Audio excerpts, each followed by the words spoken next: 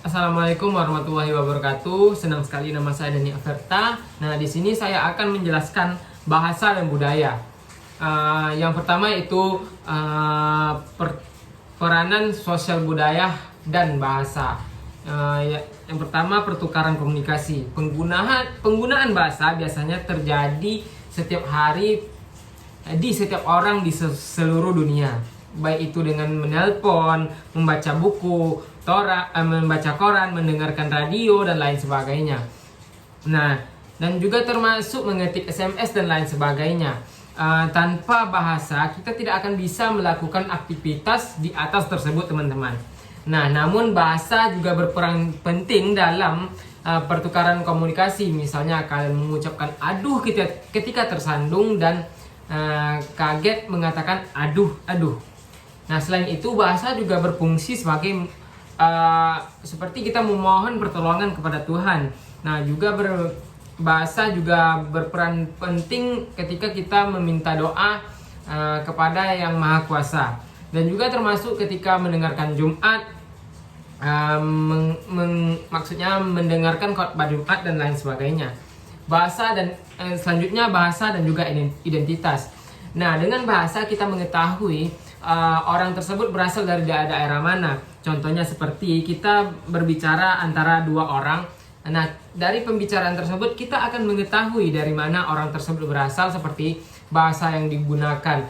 Nah, jika logatnya seperti ada mengucapkan beta, berarti orang tersebut berasal dari timur. Selanjutnya, teman-teman, bahasa itu persatuan. Dengan bahasa kita bisa saling membantu dan mempertahankan kesatuan dan kesatuan. Dengan bahasa kita bisa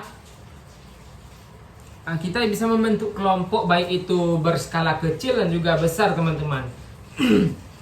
Dan selanjutnya, bahasa dan juga budaya. Bahasa merupakan suatu simbol atau tanda yang sudah disetujui oleh sejumlah kelompok yang menghasilkan suatu arti, teman-teman.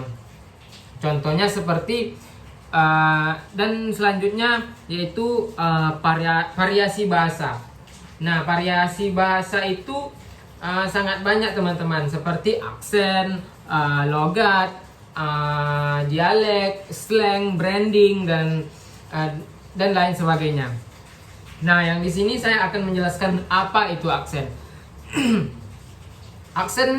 Aksen itu seperti lebih memfokuskan kepada intonasi suara. Nah, jika kita melihat bahasa Inggris dan juga bahasa British, pasti akan berbeda cara pengucapannya dan juga logat yang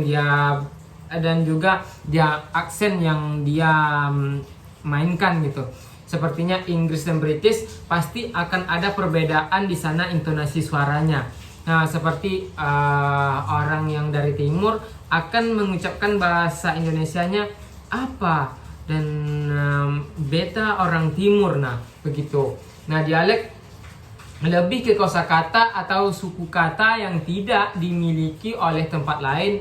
Seperti kalau di Palembang itu kalau banget itu nian. Nah, kalau di Papua saya itu beta. Nah, itu merupakan pengertian dari dialek dan juga artinya.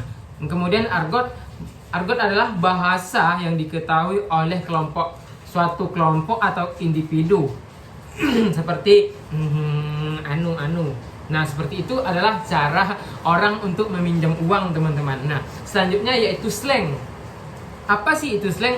Slang adalah bahasa yang diperbaharui. Nah, kita kan sering tuh mendengarkan ada teman kita yang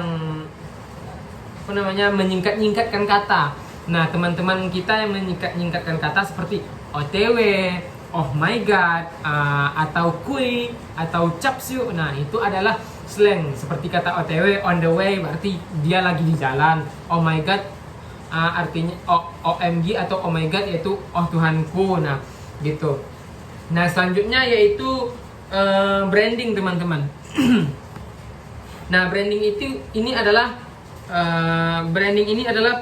suatu perusahaan pemasaran atau menciptakan fenomena baru yang disebut dengan branding. Nah, branding ini lebih ke perusahaan teman-teman. Nah, dengan branding ini kita bisa mengetahui gitu logo dari merek ini, merek Nike yaitu tanda centang, atau logo dari Apple yaitu gambar apel yang sudah digigit. Nah, itu adalah branding teman-teman. Dengan branding kita bisa mengetahui ini adalah produk yang berasal dari Nike, atau ini adalah bola yang pengeluaran dari Nike. Nah, itu adalah branding teman-teman. Nah, yang selanjutnya itu simbiosis antara bahasa dan budaya. Nah, bahasa dan budaya ini saling ada keterkaitannya teman-teman. Sebentar.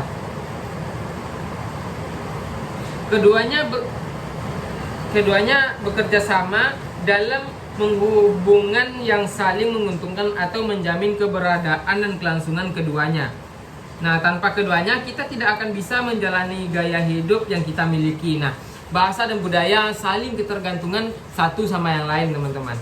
Nah, yang kemudian yaitu bahasa sebagai cerminan nilai budaya. Yang pertama yaitu tinggi rendahnya konteks. Nah, tinggi rendahnya konteks. Nah, kita ambil contohnya seperti Jepang dianggap sebagai budaya yang sangat tinggi penggunaan konteksnya. Nah, pengelompokan ini menjadi mudah ketika dilihat dalam bahasa Jepang yang mengandung banyak kata yang cara bacanya nyaris sama.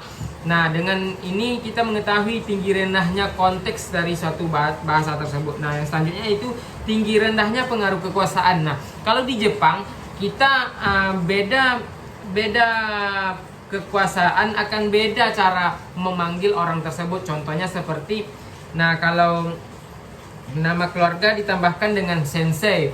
Nah, penggunaan ini biasanya digunakan seperti murid dengan gurunya. Nah, murid dengan gurunya akan menambahkan tanda sensei, atau murid yang memanggil gurunya yaitu sensei, seperti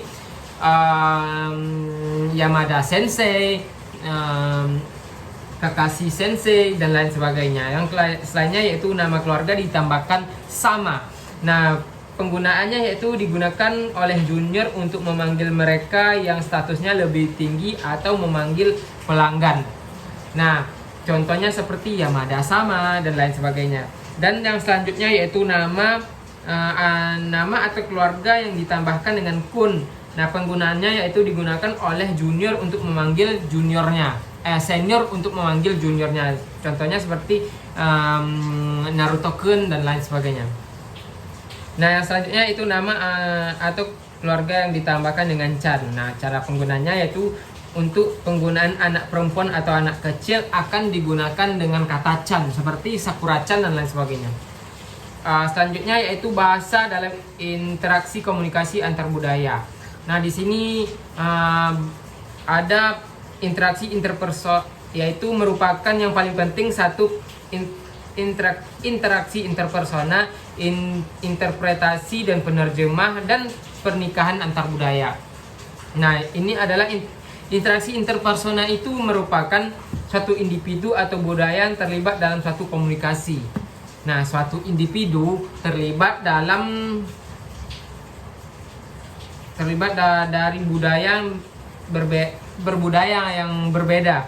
Nah, jelaslah bahwa seorang tidak akan menggunakan bahasa asli mereka kecuali mereka berbicara dalam bahasa kedua yang fasih atau masih fasih. Dan yang selanjutnya kewaspadaan, dan di bawahnya kecepatan bahasa, dan juga kosakata, memonitor umpan balik dan verbal, dan juga pemeriksaan, dan juga interpretasi, yang ke bawahnya penerjemah. Nah, pernikahan antar budaya juga termasuk ya teman-teman. Dan yang selanjutnya yaitu teknologi komunikasi dan bahasa.